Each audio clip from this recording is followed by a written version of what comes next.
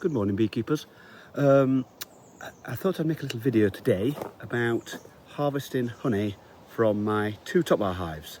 Not seen many of these videos on the internet, so it may be of value to a few people. First of all, I'll show you what's going off, and then I'll talk you through the harvesting process.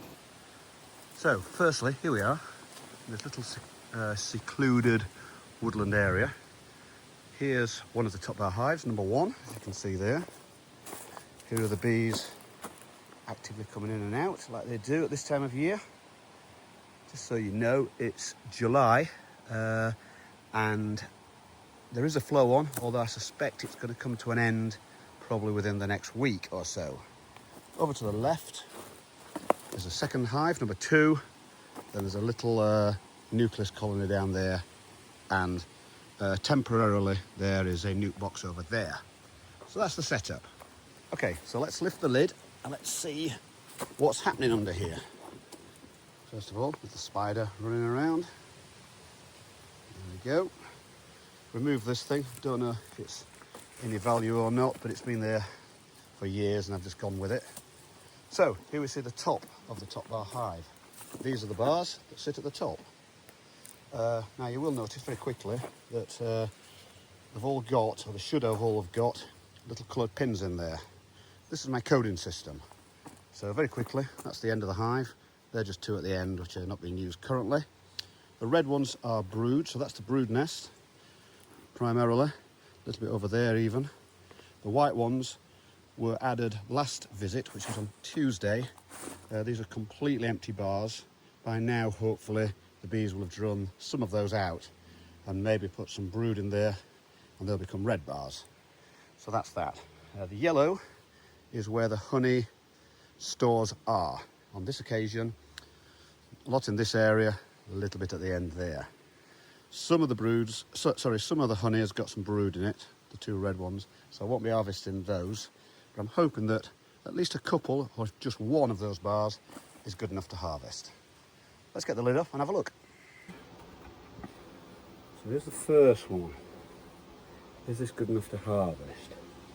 I'm looking and checking that it's not connected to the sides, which I don't think it is. And also, as I was doing this, I try and keep on top of the propolis, partly because I like to keep things tidy. I'm sure the bees won't thank me, but... So there we go, that's a frame of honey there, nectar there. I don't want to harvest this one, I want it to be pretty much full. Check the other side, about the same. So we won't harvest that one. Looking heavy. That's looking good. That's good enough to harvest. Honey completely on one side and pretty much completely on that side. Let's harvest it. So this is how I tend to do it. First of all, try and hold the bar bang in the centre, and then with one hard tap I bash the back of my hand, knocking off as many bees as possible. Hopefully without destroying the comb. Here we go. 2 taps, 3 taps. There we go. Most of the bees are off. With a little wipe. The rest of those can come off too. Check this side. 1, 2, 3. There we go. Quite the way the camera's looking, but here's the bucket. So there's the bucket. There's the frame. Don't need to rest it on there, other than I need to get my hive tool. And then quickly, what I'm going to do is score along the top. Hope you can see that. Like that. Turn it round. When I score this side, it should fall off the frame, pretty much. So one, I'll hold it up for the camera. One slight wiggle and a jiggle. There it is, off the frame, into the bucket. And very quickly I'm going to put the lid on, so we don't attract any more attention. And this one can go back on the hive. Let's just be careful now, because this one's like a beauty. There it is, top to bottom, nearly bottom. Honey, we're definitely claiming this one. Definitely. If I was more patient, I'd work that extra bit down there. But time is of the essence. Always good. Hold it in the centre, and then one quick bash. 2 quick bashes. There we go. Most of the bees are now off. Quick dust down. There we go. Bucket. There's the lid. In it goes. Cut across the top. Give it a tilt. Cut across this side.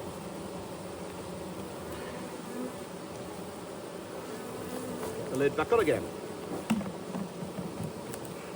So anyway, normally I'd do this indoors, away from wasps, but for the sake of the camera, let's do it outdoors. So take the lid off this. Try to do this one-handed. So inside there we go, is our combs of honey. There's about 4 combs worth there. So I would suggest probably £10. And then this is an empty, what was empty, there's netting. Just harvested a batch on Tuesday. So rather than clean it all out again, I'm just going to go on top of it. Obviously, if you're doing this a long time apart, you need to clean all that out. But for something like this, it's perfectly fine. So job number 1 is to break up all this comb. Try and do this for the camera. I'm just essentially chopping and smashing and bodging until all of this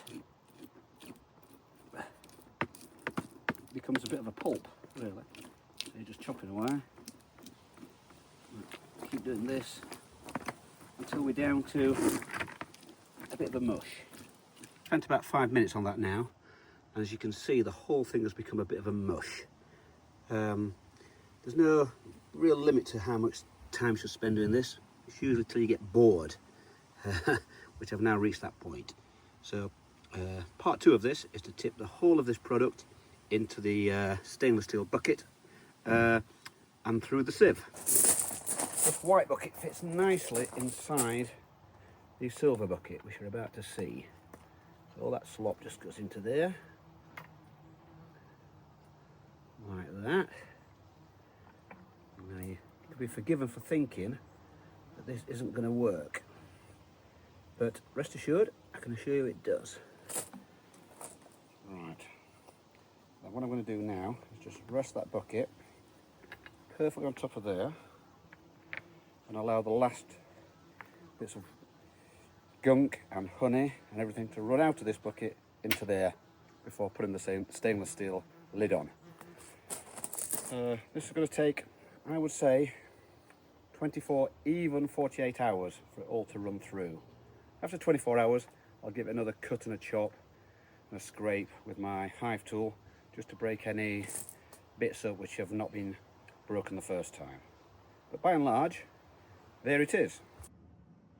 Okay, so I'm indoors now. 1 hour has passed, not the 48 hours required. That said, let's have a little look inside the bucket. So what you will be able to see is a lot of the liquid has now ran down and through. The longer we leave this, the surprisingly much more will come through into the bottom of the stainless steel pot. Right, let's harvest some. This crazy device which I developed a few years ago. It's one garden chair, one lump of wood, and it just holds our tub at a certain angle, allowing most of the honey to run near where the spout is. Then what I should do is take the lid off that, because it's going to dribble everywhere.